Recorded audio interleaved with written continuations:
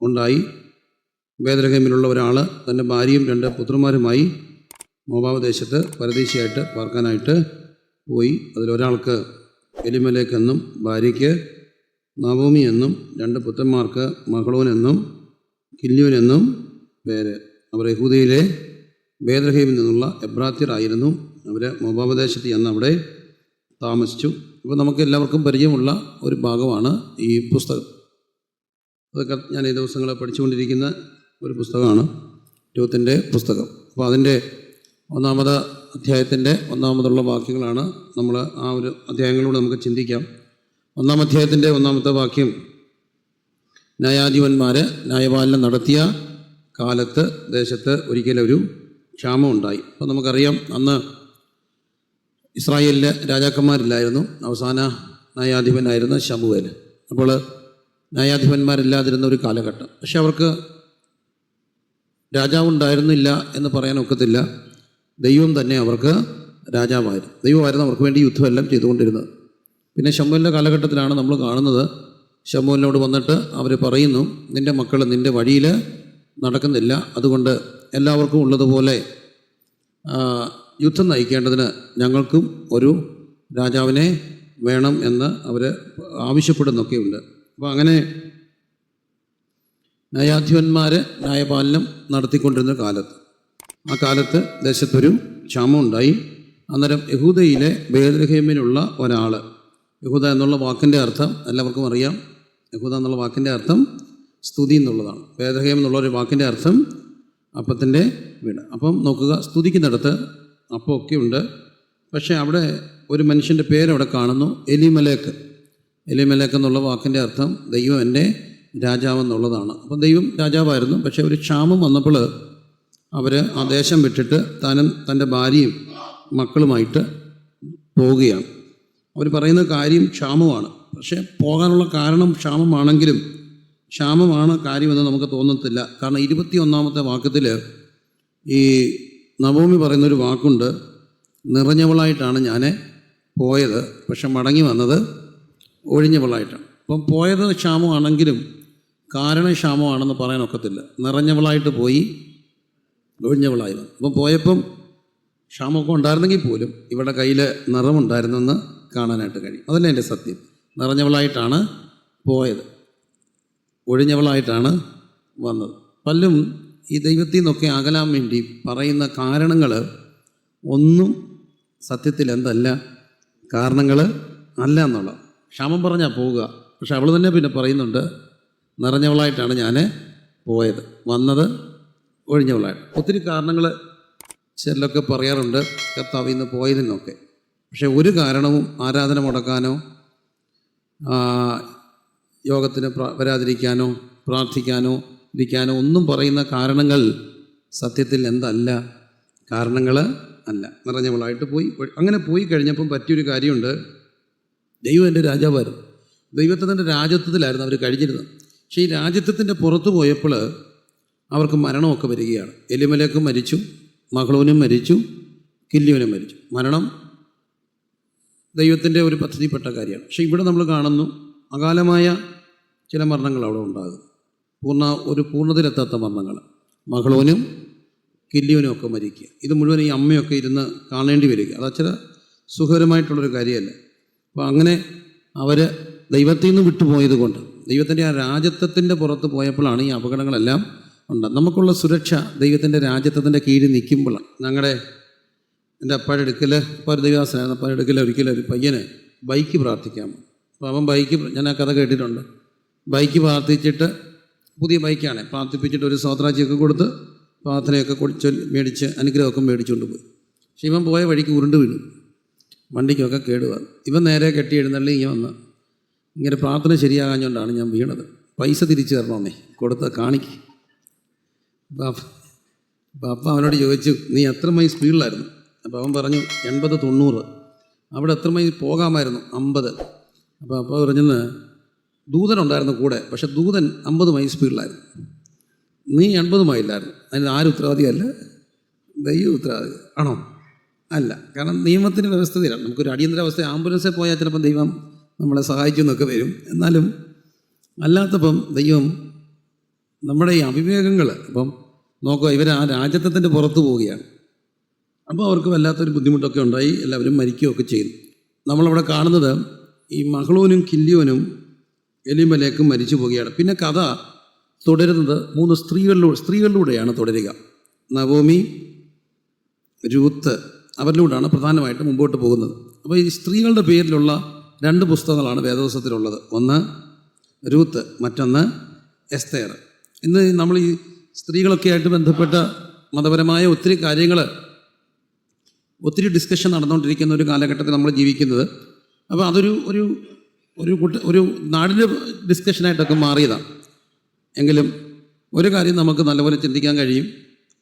ദൈവത്തിന് വിശുദ്ധ വചനത്തിൽ ഈ സ്ത്രീകളോട് ഭയങ്കര ആഭിമുഖ്യമായിരുന്നു. യഹൂദ മേധാവിത്വമൊക്കെ ഒരു പുരുഷ മേധാവിത്വത്തിൻ്റെ സംസ്കാരമായിരുന്നെങ്കിൽ പോലും നമ്മുടെ വാഴ്ത്തപ്പെട്ട കർത്താവിന് ഭയങ്കര ഇഷ്ടമുള്ള ആൾക്കാരായിരുന്നു ആര്? സ്ത്രീകൾ, അല്ലേ? ഭയങ്കര സഹതാപവും ഭയങ്കര ഒരു കൺസേണും കർത്താവിന് സഹോദരിമാരുടെ ഉണ്ടായിരുന്നു എന്ന് കാണുന്നുണ്ട്. ഉദിതനായ കർത്താവ്, പുനരുത്ഥാനം ചെയ്ത കർത്താവ് ആദ്യം ചോദിക്കുന്ന ഒരു ചോദ്യമുണ്ട് സ്ത്രീയോടാണ്. എന്താ ചോദിച്ചത്? കർത്താവ് വേദപുസ്തകത്തിൽ ഒത്തിരി ചോദ്യങ്ങളുണ്ട്. പുനരുത്ഥാനം ചെയ്ത കർത്താവ് ആദ്യം ചോദിച്ച ഒരു ചോദ്യമുണ്ട്. എന്താണ്? പുനരുത്ഥാനം ചെയ്ത കർത്താവ് ഉയർത്തെഴുന്നേറ്റ് വന്ന ഉടനെ ആദ്യം ചോദിച്ച ചോദ്യം എന്താ? സ്ത്രീയോടാണ് ചോദിച്ചത്. എന്താ ചോദിച്ചേ? നീ എന്തിനാണ് കരയുന്നത്? അതിനൊരു പ്രത്യേക കാരണമുണ്ട്. ആരോടാണ് ചോദിച്ചത്? സ്ത്രീയോട്. ആ സത്യത്തിൽ മുഴുവൻ ദൈവത്തിൻ്റെ ചോദ്യങ്ങളെല്ലാം തന്നെ മുഴുവൻ ലോകത്തോടുള്ളതാണ്. ദൈവം നീതീകരിച്ചവനെ ആര് കുറ്റം ചുമത്തും? അപ്പം മുഴുവൻ ലോകത്തോടുള്ള ചോദ്യങ്ങളാണ്. അതിനകത്തൊരു ചോദ്യം കർത്താവ് ഒരു സ്ത്രീയോട് ചോദിച്ചെങ്കിൽ അത് മുഴുവൻ സ്ത്രീകളോടുള്ളതാണ്. സ്ത്രീയെ, നീ എന്തിനാണ് കരയുന്നത്? അതിന് പ്രത്യേക കാരണം കാണും. ലോകത്ത് ഏറ്റവും കൂടുതൽ കരയുന്ന ആരാണ്? സ്ത്രീകളാണ്. പലപ്പോഴും എന്തിനാണ് കരയുന്നത് അവർക്ക് പോലും എന്ത് ചെയ്യത്തില്ല, അറിയത്തില്ലെന്നുള്ളതാണ് പരമാർത്ഥം. അതാണ് അതിൻ്റെ ഒരു സത്യം എന്ന് പറയും. എന്തും അവരെ ചിലപ്പോൾ എന്ത് ചെയ്ത് കളയും, കരയിപ്പിച്ചു. സീരിയൽ കണ്ടാലും അവരെന്ത് ചെയ്യും, കരയും. സീരിയൽ ഈ ദുഃഖപരിവാസങ്ങളെ കരഞ്ഞുകൊണ്ട് ജയിപ്പിക്കാമെന്നൊരു സാധനത്തെ, കലയെ ചിരിച്ച് ഒക്കെ അല്ലാതെ കരഞ്ഞുകൊണ്ട് കലയെ വിജയിപ്പിക്കാമെന്ന് കണ്ടുപിടിച്ചത് സ്ത്രീകളുള്ളത് കൊണ്ടാണ്. എല്ലാത്തിനും അവരെന്ത് ചെയ്യും, കരയും. അതുകൊണ്ടായിരിക്കണം കർത്താവ് ചോദിക്കുക, സ്ത്രീയെ നീ എന്തിനാണ് കരയുന്നത്? എങ്കിലും സ്ത്രീകളോട് ഭയങ്കര ആഭിമുഖ്യം ഉണ്ടായിരുന്ന കർത്താവ്. 2 പുസ്തകങ്ങൾ നമ്മൾ വേദപുസ്തകത്തിൽ സ്ത്രീകളുടെ പേരിലുണ്ട്. ഒന്ന് രൂത്തും മറ്റൊന്ന് എസ്തേർ. രൂത്ത് ഒരു വിജാതീയ സ്ത്രീ ഒരു യഹൂദനെ കല്യാണം കഴിക്കുന്നു. എന്നാൽ എസ്തേർ ഒരു യഹൂദ സ്ത്രീ ഒരു വിജാതീയനായ രാജാവിനെ കല്യാണം കഴിക്കുന്നു. എസ്തേർ ഒരു വിരുന്നിൽ ആരംഭിച്ച് ഒരു മരണത്തിൽ അവസാനിക്കുമ്പോൾ രൂത്ത് ഒരു മരണത്തിൽ ആരംഭിച്ച് ഒരു കുഞ്ഞിൻ്റെ ജനനത്തിൽ അവസാനിക്കുന്നു എന്നൊക്കെ നമുക്ക് കാണാൻ കഴിയും. അപ്പോൾ ഇവിടെ നമ്മൾ ഇവർ മരിക്കുകയാണ്. മരിച്ചു കഴിഞ്ഞപ്പോൾ രൂത്ത്, നവോമി, ഓർപ്പ ഇവരിലൂടെ കഥ മുമ്പോട്ട് പോകുന്നു. അങ്ങനെ അവർ 10 വർഷം അവിടെ താമസിച്ചു എന്ന് കാണുന്നുണ്ട്. 10 സംവത്സരം. അത് കഴിഞ്ഞപ്പോൾ ഇവരെല്ലാം മരിച്ചു കഴിഞ്ഞപ്പോൾ ഇത് മോവാബ് ദേശം വിട്ടിട്ട് നവോമി രൂത്തും ഓർപ്പയുമായിട്ട് തിരിച്ചു പോവുകയാണ്. ആ തിരിച്ചു പോകുന്ന വഴിക്ക് ഇവർ കുറേ പോയി യാത്ര ചെയ്ത് പോകുമ്പോൾ യാത്ര പോകുമ്പോഴാണ് നവോമി മരുമക്കളോട് ചോദിക്കുന്ന ഒരു ചോദ്യമുണ്ട്. നിങ്ങൾക്ക് താൻ്റെ അമ്മയുടെ വീട്ടിലേക്ക് എന്ത് ചെയ്തു, മടങ്ങി പൊക്കോളാൻ പറയും. അപ്പോൾ ഇവർ മടങ്ങിപ്പോകുകയാണ്. അപ്പോൾ ഈ നവോമി പറയുന്നൊരു വാക്കുണ്ട്, നിങ്ങൾ എന്ത് ചെയ്തു, മടങ്ങിപ്പോകുമ്പം പറയുന്നൊരു കാര്യമുണ്ട്. അതിൻ്റെ 8-ാം വാക്യം, മരുമക്കൾ 20 നിങ്ങൾ താൻ്റെ അമ്മയുടെ വീട്ടിലേക്ക് എന്ത് ചെയ്തു, മടങ്ങി. അപ്പോൾ അമ്മയുടെ വീട്ടിലേക്ക് മടങ്ങിപ്പോ. ഇത് കേട്ടപ്പോൾ ആര് മടങ്ങിപ്പോയി? ഓർപ്പ മടങ്ങിപ്പോയി. ആരുടെ വീട് പറഞ്ഞപ്പോഴാണ്? അമ്മയുടെ വീടും വിശ്രാമസ്ഥലവും. സത്യത്തിൽ എല്ലാ മനുഷ്യരുടെയും ഒരു ഓർമ്മയിൽ അമ്മ എന്ന് പറയുമ്പോൾ ഓർക്കുന്ന, അതുകൊണ്ടായിരിക്കണം ഓർപ്പം മടങ്ങിപ്പോയത്. അമ്മയെ ഓർത്തപ്പം മടങ്ങി. അമ്മ എന്ന് ഓർക്കുമ്പോൾ ആദ്യം പിള്ളേരെ ഓർക്കുക, എല്ലാവരും ഓർക്കുക. അമ്മ എന്നുള്ള ഓർമ്മ വരുമ്പോൾ നമുക്ക് ആദ്യം ഓർമ്മ വരുന്നത് എന്താണ്? അമ്മയുടെ അടുക്കളയാണ്. ലോകത്ത് ഏറ്റവും കൂടുതൽ മക്കളെല്ലാവരും ഓർക്കുന്ന അമ്മയെ എന്തുമായിട്ട് ബന്ധപ്പെട്ട? ഭക്ഷണമായിട്ട് ബന്ധപ്പെട്ട, അല്ലേ? വേലക്കാരുണ്ടെങ്കിൽ പോലും അമ്മ എന്ന് ഓർക്കുമ്പം ഭക്ഷണമായിട്ട്. അമ്മയുടെ ഭക്ഷണം ഇഷ്ടമില്ലാത്ത പിള്ളേരൊക്കെ ഉണ്ട്, കുറ്റം പറയുന്നു. അവരെല്ലാം നല്ലവരാകും. എവിടെയെന്നറിയാമോ? ഇവരെല്ലാം തമിഴ്നാട്ടിൽ കൊണ്ട് ഹോസ്റ്റലിൽ വിടണം. ബാംഗ്ലൂരൊന്നും വിടരുത്. പുറത്ത് ഹോട്ടലിൽ കഴിക്കാൻ അനുവദിച്ചുകൊണ്ട് പുറത്ത് താമസിപ്പിക്കരുത്. ഹോസ്റ്റലിൽ താമസിക്കണം. അവിടുത്തെ ദോശ തന്നെ തിന്നുമ്പോൾ അവർക്ക് ആരെ ഇഷ്ടമാവും? അമ്മയെ ഇഷ്ടമാണ്, അല്ലേ? അമ്മ അന്നേരം കാണാം ഓരോന്നൊക്കെ കൊഴുത്ത് തടിച്ചതൊക്കെ ട്രെയിൻ ഇറങ്ങുമ്പോൾ കണ്ടാൽ മനസ്സിലാകാത്ത പോലെ വന്നിറങ്ങുമ്പോൾ മനസ്സിലാകും അമ്മയുടെ ചോറ്. അപ്പോൾ ഇവരും തിരിച്ചു അമ്മയുടെ വീട് ഓർത്തപ്പോൾ തിരിച്ചു പോവുകയാണ്. അപ്പോൾ അമ്മ അടുക്കളയൊക്കെ അല്ലേ, അതല്ലേ ശരിക്കും ഒരു അമ്മ എന്നൊക്കെ പറയും. ഞാനിവിടെയോ വായിച്ചിട്ടുണ്ട് ഒരു കഥയിൽ. അമ്മ ഇങ്ങനെ ഓടി നടന്ന് അങ്ങ് തളർന്നു വീണു. അമ്മയെ എടുത്തുകൊണ്ട് കാഷ്വാലിറ്റി പോയി. കാഷ്വാലിറ്റിയിൽ നിന്ന് അമ്മയെ വലിച്ചുകൊണ്ട് ഐസിയിലോട്ട് ഓടുകയാണ്. സ്ട്രെച്ചറെ കിടക്കുകയാണ് അമ്മ, മയങ്ങി കിടക്കുക. ഐസിയിലോട്ട് വണ്ടി സ്ട്രെച്ചർ കയറുന്നതിന് മുമ്പ് അമ്മ എന്തോ ഒന്ന് ചാടി മയക്കത്തിൽ നിന്ന് എഴുന്നേറ്റ് സ്ട്രെച്ചറെ ഇരുന്നിട്ട് ഒറ്റ അലറ, എന്നിട്ട് പിന്നെയും പിടുക്കുമെന്ന് വീണു മയങ്ങി തന്നെ സ്ട്രെച്ചറിലോട്ട്. അമ്മ എഴുന്നേറ്റ് അലറി എന്താണെന്നറിയാമോ? അടുക്കളയിൽ നിന്ന് പരിപ്പ് കരിയുന്ന മണം വരുന്നത്. അതാണ് ആര്? അമ്മ. അപ്പം നോക്കുക, ഇവരമ്മയുടെ പേര് പറഞ്ഞപ്പോൾ തിരിച്ചു പോകാൻ തീരുമാനിച്ചു. ആര്? ഓർപ്പ. അമ്മയുടെ പേര് താന്താൻ്റെ വിശ്രമത്തിലേക്ക്. അപ്പം പക്ഷേ ഇവർ നല്ല മനുഷ്യരായിരുന്നു കേട്ടോ. അതുകൊണ്ടാണ് ആ അമ്മ പറയുന്നൊരു കാര്യമുണ്ട്, നിങ്ങൾ പൊയ്ക്കോ, മരിച്ചവരോടും എന്നോടും നിങ്ങൾ ചെയ്തതുപോലെ യഹോവ നിങ്ങളോട് എന്ത് ചെയ്യട്ടെ? ദയ ചെയ്യട്ടെ. മരിച്ചവരോടും എന്നോടും ചെയ്തതുപോലെ ദൈവം നിങ്ങളോട് എന്ത് ചെയ്യട്ടെ? ദയ ചെയ്യട്ടെ. സാധാരണഗതി നേരെ തിരിച്ചൊരു കോൺവെർസേഷനാണ് നമ്മൾ സാധാരണ കേൾക്കുന്നത്. എന്നോട് നിങ്ങൾ ചെയ്തതുപോലെ ദൈവം നിങ്ങളോട് ചെയ്യാതെ ഇരിക്കട്ടെ. അങ്ങനെയാണ് സാധാരണ പറയേണ്ടത് ഒരു അമ്മായിമ്മ. പക്ഷേ ഈ അമ്മായിമ്മ പറയുന്നൊരു വാക്കുണ്ട്, എന്നോട് ചെയ്തതുപോലെ ദൈവം നിങ്ങളോട് എന്ത് ചെയ്യട്ടെ? ചെയ്യട്ടെ. അങ്ങനെ നമ്മൾ തിരിച്ചു പോകുമ്പോൾ മടങ്ങിപ്പൊയ്ക്കോ മടങ്ങിപ്പൊയ്ക്കോ എന്നുള്ളൊരു വാക്കാണ് ഈ നവോമിയുടെ വായിൽ നിന്ന് വരുന്നത്. മടങ്ങിപ്പൊക്കോ മടങ്ങിപ്പൊക്കോ മടങ്ങിപ്പൊക്കോ. അത് നമ്മളൊരു ഒത്തിരി പ്രാവശ്യം ഇതിനകത്ത് കാണുന്നുണ്ട്. ആദ്യത്തെ വയലുകൾ നവോമി അപ്പം മോവാബിലേക്ക് പോയതാണ്. അപ്പോൾ അവിടുന്ന് മടങ്ങി വരുമ്പോഴാണ് ഈ മടങ്ങിപ്പൊക്കോ മടങ്ങിപ്പൊക്കോ എന്നുള്ളൊരു വാക്ക്. അത് ഭയങ്കര കൃത്യമായിട്ട് ഓർക്കേണ്ട ഒരു വാക്കാണ്. ഒരു പക്ഷേ ഇവർക്ക് യഹൂദന്മാർക്ക് മോവാബിയുമായിട്ട് ബന്ധങ്ങളൊന്നും പാടില്ല. കാരണം മോവാബിനൊരു ശാപത്തിൻ്റെ ലീനേജ് ഉണ്ട്. ലോകത്തിൻ്റെ വഴി ഒരു ശാപം മോവാബിയെ വേട്ടയാടുന്നതുകൊണ്ട് ആ ഒരു ലീനേജിൽ അവർക്ക് പോകാനായിട്ട് കഴിയത്തില്ല. അപ്പം അതുകൊണ്ട് തന്നെ ഒരു പക്ഷേ നവോമിയൊക്കെ ഇനി തിരിച്ചു വരുമ്പോൾ യഹൂദ ബേത്ലഹേമിൽ വരുമ്പോൾ അവളെ കുറ്റം പറയാനൊക്കെയുള്ള സാധ്യതയുണ്ട്. അതുകൊണ്ടായിരിക്കണം ഈ നവോമി കൂടെ പറയുന്നൊരു വാക്കുണ്ട്, നിങ്ങൾ എന്ത് ചെയ്തു? പൊയ്ക്കോ പൊയ്ക്കോ പൊയ്ക്കോ. നവമി ഒരു പിന്മാറ്റത്തിലൊക്കെ പോയിട്ട് മടങ്ങി വരികയാണ്. അപ്പം നമ്മൾ ശ്രദ്ധിച്ച് നമുക്ക് മനസ്സിലാകുന്നൊരു കാര്യമുണ്ട്, ഈ നമുക്ക് സുവിശേഷ വിരോധികളെക്കാട്ടിലും കൂടുതൽ സഭയ്ക്ക് ദോഷം ചെയ്തിട്ടുള്ളതുമെല്ലാം സുവിശേഷ വിരോധികളാണോ മനസ്സിൽ പിന്മാറ്റക്കാരാണോ? പിന്മാറ്റക്കാരാണ്. സുവിശേഷ വിരോധികൾ നമ്മളെ പുറത്തുനിന്ന് അടിച്ചാൽ നമ്മൾ തളരുമോ? ശക്തിപ്പെടും. എല്ലായിടത്തും പ്രശ്നങ്ങളുള്ളപ്പോഴെല്ലാം സഭ വളർന്നിട്ടേ ഉള്ളൂ. അതല്ല അതിൻ്റെ പരമാർത്ഥം. പക്ഷേ നമ്മൾ ഏറെ തളർത്തുന്നതെല്ലാം തന്നെ ആരാണ്? ഈ അകത്ത് പിന്മാറ്റമുള്ളതാണ്. അവരെപ്പോഴും മടങ്ങിപ്പോകുന്നതിൻ്റെ ഒരു ഭാഷയായിരിക്കും. അവരുടെ മനസ്സ് മുഴുവൻ ഒരു മടങ്ങിപ്പോക്കിൻ്റെ ഒരു ഭാഷയാണ്. അവർക്ക് എല്ലാത്തിനോടും ഒരു കയ്പാണ്. അങ്ങനെയുള്ള ഒത്തിരി പേരുണ്ട്. അതുകൊണ്ട് തന്നെയാണ് നവമി പറഞ്ഞൊരു കാര്യമുണ്ട്, അത്യുന്നതൻ എന്നോട് എന്ത് ചെയ്തിരിക്കുകയാണ്? കയ്പായിട്ട് നിങ്ങളെന്നെ എന്തൊന്നും വിളിക്കരുത്, നവമിന്ന് വിളിക്കരുത്. എന്താ വിളിക്കാവൂ? മാറാന്നേ വിളിക്കാം. ഈ അകത്തിരിക്കുന്ന കയ്പുള്ളവർ എപ്പോഴും മടങ്ങിപ്പൊക്കും. അവിടെ വായിന്ന് ഒരിക്കലും ഒരു സന്തോഷത്തിൻ്റെ വാക്ക് വരത്തില്ല. ശ്രദ്ധിച്ചിട്ടുണ്ടോ അങ്ങനെയുള്ളവരെ? ഒരു പക്ഷേ നമുക്ക് നമ്മളിൽ തന്നെ അങ്ങനെയുള്ളവരെ കാണാൻ കഴിയും, നമ്മളിലും വേണേൽ കാണാൻ കഴിയും. ഞാൻ ചിലപ്പോഴൊക്കെ ശ്രദ്ധിച്ചിട്ടുണ്ട്, ഒരു കൺവെൻഷനോ ഒരു പ്രാർത്ഥനയൊക്കെ നടക്കുമ്പോൾ ഈ പാവം പിടിച്ച പിള്ളേരെയൊക്കെ എങ്ങനെയൊക്കെയാണ് നമ്മൾ ഒത്തിരി മെഗാ കൊയറൊക്കെ ഉണ്ടാക്കി ലോങ് അവരൊരേ ഷർട്ടൊക്കെ ഇട്ട് ഒത്തിരി. അപ്പോൾ ഒരു പാട്ടൊക്കെ ഒരുപോലൊക്കെ വരണമെങ്കിൽ ചിലപ്പോൾ 1, 2, 3 ആഴ്ചയൊക്കെ ഇരുന്ന് കഷ്ടപ്പെട്ടായിരിക്കും ഇവരൊരു പാട്ടൊക്കെ പഠിക്കുന്നത്. ഇവരെല്ലാം ഒന്നിച്ച് കൂട്ടി ഒരേ സമയത്ത് കൊണ്ടുവന്ന് ഒരേ പിച്ചൊക്കെ കൊണ്ടുവന്ന് അതിന് ഒത്തിരി കഷ്ടപ്പാടാണ്. കഷ്ടം തോന്നിയത് കണ്ട, ഒരുത്തൻ വരുമ്പോൾ ഒരുത്തി വരത്തില്ല, ഒരുത്തി വരുമ്പോൾ ഒരുത്തൻ വരത്തില്ല, പിന്നെ വഴക്കം പറഞ്ഞ് പിന്നെ ഇവരെ കൊണ്ടുവന്ന് ഇവരെല്ലാം കൂടെ പഠിച്ച് അവർ പാടാൻ തുടങ്ങുമ്പോൾ ഒരച്ചായം പറയും, ആർക്കും അറിയാൻ വയ്യാത്ത പാട്ടാണ് പാടുന്നത്, എവിടുന്ന് വരുന്നൊരു പാട്ടാണ് എന്ന് പറയുമ്പോൾ ഇവരുടെ മനസ്സങ്ങ് ഇടിഞ്ഞു പോകും. ഏത് പാട്ടും ആദ്യം പാടുമ്പം പഴക്കമുള്ളതായിരിക്കും. 10 പാടുമ്പോൾ അതെന്താവും? നമുക്കെല്ലാവർക്കും അറിയാം. അപ്പം പുതിയ പാട്ട് പാടിയാൽ പറയും ആർക്കും അറിയത്തില്ലെന്ന് പറയും. പഴയ പാട്ട് പാടിയാലും പ്രശ്നമാണ്. അത് പ്രശ്നം പാട്ടിൻ്റെ പ്രശ്നമാണോ നമ്മുടെ അകത്തെ കയ്പിൻ്റെ പ്രശ്നമാണോ? ഈ പറയുന്നവരുടെ എല്ലാം കൊച്ചുമക്കൾ അതിനകത്തുണ്ടെങ്കിൽ ഇവർ കൈയടിക്കത്തില്ലേ? അവരുടെ കൊച്ചുമക്കൾ അതിനകത്ത് നിൽപ്പുണ്ടെങ്കിൽ അവർ കൈയടിക്കുമോ കുറ്റം പറയുമോ? എന്തൊരു ആത്മാവായിരിക്കുമെന്നറിയോ? ഞങ്ങൾക്ക് ഭയങ്കര സന്തോഷമായിരിക്കും. വല്ലവരുടെ മക്കളാകുമ്പോഴാണ് ഈ കയ്പൊക്കെ വരിക. അതിൻ്റെ കാരണം ഞാൻ ചോദിച്ചാൽ അകത്തെന്തോ കിടപ്പുണ്ട്, ഒരു കയ്പ് കിടപ്പ്. കയ്പുകാരെപ്പോഴും ഇങ്ങനെ പറഞ്ഞുകൊണ്ടിരിക്കും. ശ്രദ്ധിച്ചാൽ അറിയാം, കയ്പിൻ്റെ അകത്തുനിന്ന് എപ്പോഴും ഇങ്ങനെയുള്ള വാക്കുകൾ മാത്രമേ വരത്തുള്ളൂ. എല്ലായ്പ്പോഴും ശ്രദ്ധിച്ച് ഇങ്ങനെ വരും. സഭയോ അല്ലെങ്കിൽ കൺവെൻഷനോ ഒക്കെ നടത്തുമ്പോൾ ഞാൻ ഇന്നലെ ഞങ്ങളുടെ കൺവെൻഷൻ കഴിയായിരുന്നു. അപ്പോൾ ഞാൻ ഇച്ചിരി മാനസികമായിട്ട് ബുദ്ധിമുട്ട് തോന്നിയപ്പോൾ ഞാൻ പറഞ്ഞൊരു കാര്യമുണ്ട്. ഒരു 2-3 മണിക്കൂറാണ് കൺവെൻഷൻ്റെ ഞങ്ങളുടെ ഒരു സംയുക്ത ഒരു കൺവെൻഷൻ എന്നൊക്കെ പറയും. പക്ഷേ 3 മണിക്കൂർ ഒരു കൺവെൻഷന് വേണ്ടി ഏറ്റവും കുറഞ്ഞത് ഞങ്ങളൊരു 30 മണിക്കൂറെങ്കിലും ഒരാൾ വെച്ച് ഒരു 60 പേര് അധ്വാനിച്ചിട്ടുണ്ട്. അപ്പോൾ ഒരു 2000 മണിക്കൂറിൻ്റെ അധ്വാനമാണ് ഒരു 3 മണിക്കൂർ നിഷേധിക്കാവും. ഒരു വലിയൊരു കൺവെൻഷൻ കിടക്കുകയാണെങ്കിൽ അതിൻ്റെ പിന്നിൽ ഒരു 2000 മണിക്കൂറെങ്കിലും പലരും എന്ത് ചെയ്തിട്ടുണ്ട്? അധ്വാനിച്ചിട്ടുണ്ട്. അപ്പോൾ അവർക്കത് 1 മിനിറ്റ് പോയാൽ ഭയങ്കര മാനസിക ബുദ്ധിമുട്ടും ഒക്കെയാണ്. പക്ഷേ 2000 മണിക്കൂർ കളഞ്ഞവർക്കതൊരു ബുദ്ധിമുട്ടാണോ? ബുദ്ധിമുട്ടല്ല. അപ്പം നമുക്കൊരു അവിടെയൊക്കെ കാണേണ്ടത് ഒരു മാനസികാവസ്ഥയാണ് അത് കാണിക്കുക. ശരിയല്ലേ? ഒരു മാനസികാവസ്ഥയാണ്. എന്നോട് ചിലരൊക്കെ നിറഞ്ഞിട്ടുണ്ട്. കൃത്യം ഞങ്ങളുടെ ആ ആലയ ചർച്ചൊക്കെ വളരുന്ന സമയത്ത് സഭയോ ഒക്കെ ഒരു 5 മണി ആയാലും തീരാത്ത ദിവസങ്ങളുണ്ടായിട്ടുണ്ട്. അങ്ങനെയാണ് ചർച്ചൊക്കെ ഗ്രോ ആകും. ഇന്ന് കൃപ ചെയ്ത് 10,000 പേരുണ്ട്. പക്ഷേ കുറേ നാൾ കഴിഞ്ഞപ്പം ഒരച്ചായനുണ്ടോ എന്ന് പറഞ്ഞു, മോനെ കൃത്യം 12:55 ക്ലോസ് ചെയ്തിട്ട് 12:59 ആശീർവാദം പറഞ്ഞിരിക്കണമോ. ഞാൻ പറഞ്ഞു ചിലപ്പോൾ ഒരു അന്തരീക്ഷമൊക്കെ വന്നാൽ ഇച്ചിരി നീണ്ടു പോയാൽ അന്നേരം ഒരു പാട്ടൊക്കെ പാടാം.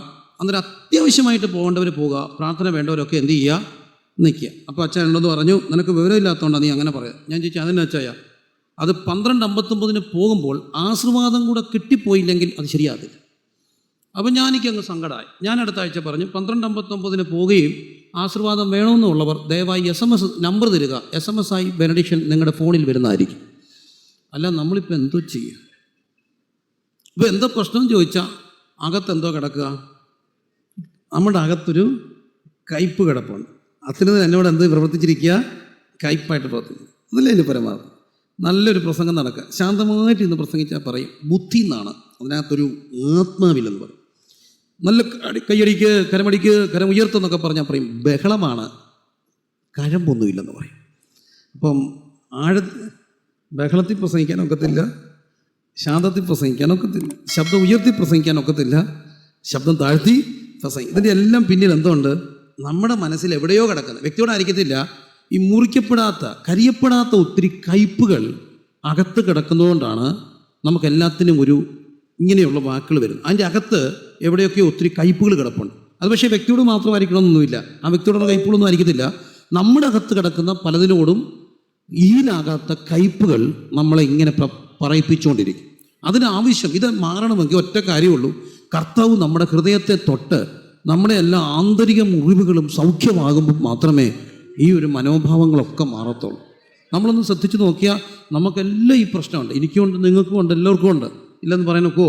ഇല്ലേ? സത്യമല്ലേ ഞാൻ പറയുക? അത് ഉണ്ടാകാറില്ലേ?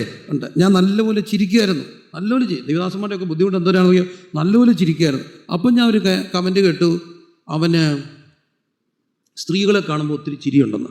അപ്പം ഞാൻ വളരെ ഡീസൻ്റായി, എല്ലാവരും കാണുമ്പോൾ ഞാൻ കൈയൊക്കെ കൂപ്പി സ്തോത്രം പ്രൈസ് ദി ലോർഡ് എന്നൊക്കെ പറഞ്ഞപ്പോൾ ഒരാൾ പറഞ്ഞു ഇവനിപ്പം വലിയ ആനജേനയാണെന്ന് അവൻ്റെ ചിന്ത, അവൻ്റെ ഗമ കണ്ടില്ലേ എന്ന് പറഞ്ഞു. അപ്പം ചിരിച്ച കുറ്റം, ചിരിച്ചില്ലേ ഗമ ഒക്കുവോ? എന്തോ ചെയ്യാനും. ഞങ്ങളുടെ വെച്ച് ഒരു പാസ്ലേയും ചർച്ചയിൽ വർഷങ്ങളുടെ ഒരു പഴക്കമൊക്കെ ഉണ്ട്, 2-3 തലമുറ.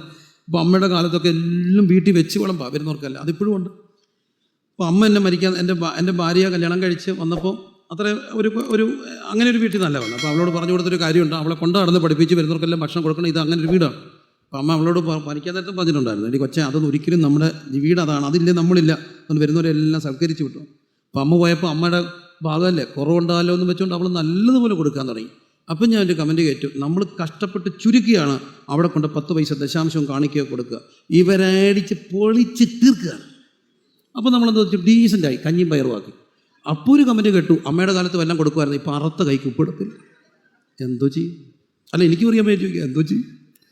ചെയ്യാൻ ഒരേ ഒരു വഴിയും, പിന്നെ നമ്മൾ കണ്ണും പൂട്ടിയൊക്കെ ജീവിക്കുക എന്നല്ലാതെ എന്തോ ചെയ്യാനൊക്കെ. എന്നാലും ഇതെല്ലാം വരുന്ന എവിടെ നിന്നാണെന്നറിയാമോ? അകത്ത് കിടക്കുന്ന എന്തിൽ നിന്നാണ്? കയ്പുകളിൽ നിന്നാണ്. അതല്ലേ എൻ്റെ സത്യം. അകത്ത് എന്തൊക്കെയോ എന്തുണ്ട്? കയ്പുകൾ കിടക്കും. അപ്പോൾ അവിടെയാണ് നമ്മൾ ഈ നവോമിയെ മനസ്സിലാക്കേണ്ടത്. നവോമി പറയുന്നൊരു വാക്കുണ്ട്, മടങ്ങി പൊയ്ക്കോ, മടങ്ങി പൊയ്ക്കോ. അങ്ങനെയുള്ളവരെല്ലാം അതുകൊണ്ട് ദയവായിട്ട് അങ്ങനെയുള്ള സംസാരിക്കുന്നവരുടെ അടുക്ക് പോയിരിക്കരുത്, എൻ്റർടൈൻ ചെയ്യിക്കരുത്. എൻ്റർടൈൻ ചെയ്താൽ എന്തോ പറ്റുമെന്നറിയാമോ? നമ്മുടെ അകത്തുള്ള കൃപ ചോർന്നു പോകും.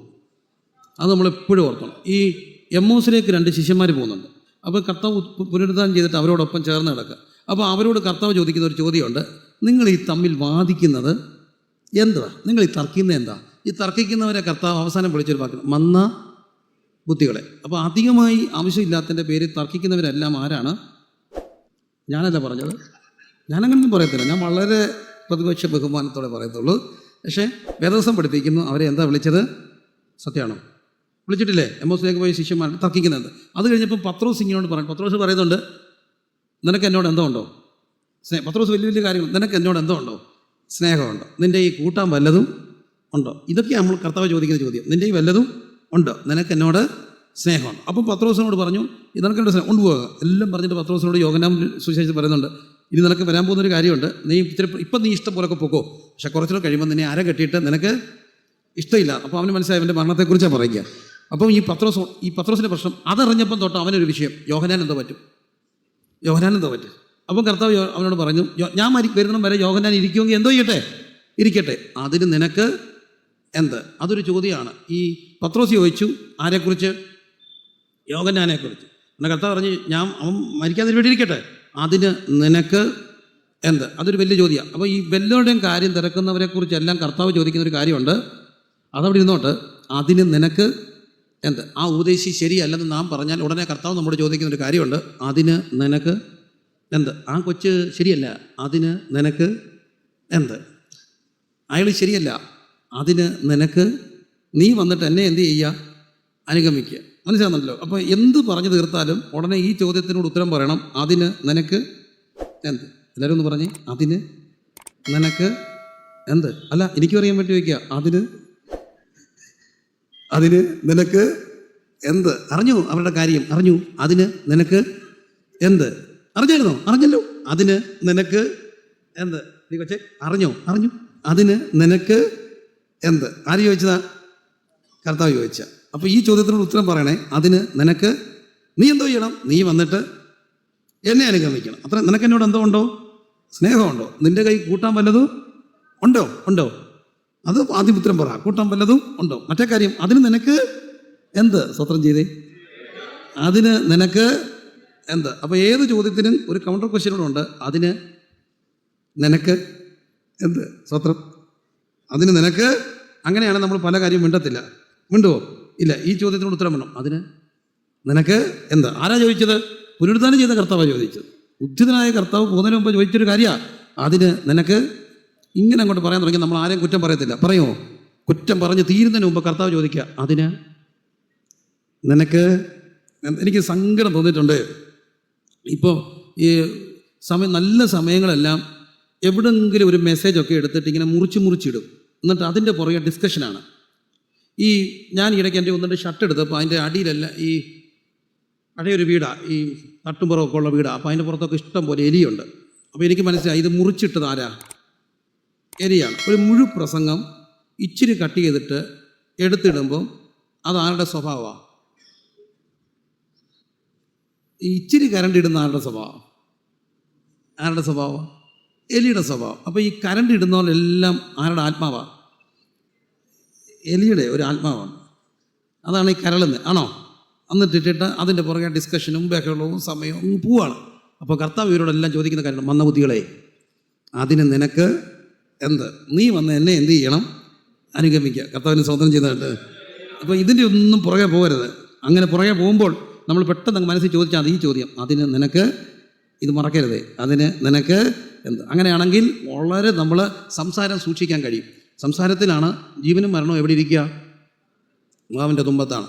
നിങ്ങൾ പറയുന്ന ഓരോ നിസാര വാക്കിന് പോലും ഭയങ്കരമായിട്ട് നമ്മൾ കണക്ക് പറയേണ്ടതെന്ന് പറയുമ്പോഴാണ് കേൾപ്പാൻ വേഗതയും പറയാൻ താമസം. നമ്മുടെ അനുഗ്രഹങ്ങളെ പലപ്പോഴും തടയുന്നത് നമ്മൾ തന്നെയാണ്.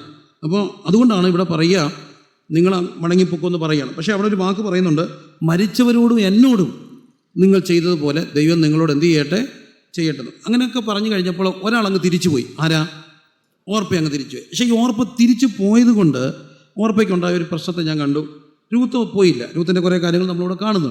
രൂത്ത് പോയില്ല. ഞാൻ നിങ്ങളോട് ചോദിച്ചോട്ടെ, രൂത്ത് എന്നുള്ളൊരു പേര് ഇന്നൊരു ലോകപ്രശസ്തമായൊരു പേരാണ്. ഞാൻ കൃപയിൽ ആശ്രയിച്ച് പറഞ്ഞു, ഞാൻ അമേരിക്ക വെച്ച് രൂത്തിനെ കണ്ടിട്ടുണ്ട്, അമേരിക്കൻ യൂത്തിനെ കണ്ടിട്ടുണ്ട്, ജർമ്മനി വെച്ച് ഞാൻ ഒരു രൂത്തിനെ കണ്ടു, നേപ്പാളി ഒരു രൂത്തിനെ കണ്ടു, നോർത്ത് ഈസ്റ്റിൽ പല രൂത്തിനെ കണ്ടു, വടക്കേന്ത്യയെ കണ്ടു. പലർക്ക് രൂത്തെന്ന് പേരിട്ടിട്ടുണ്ട്.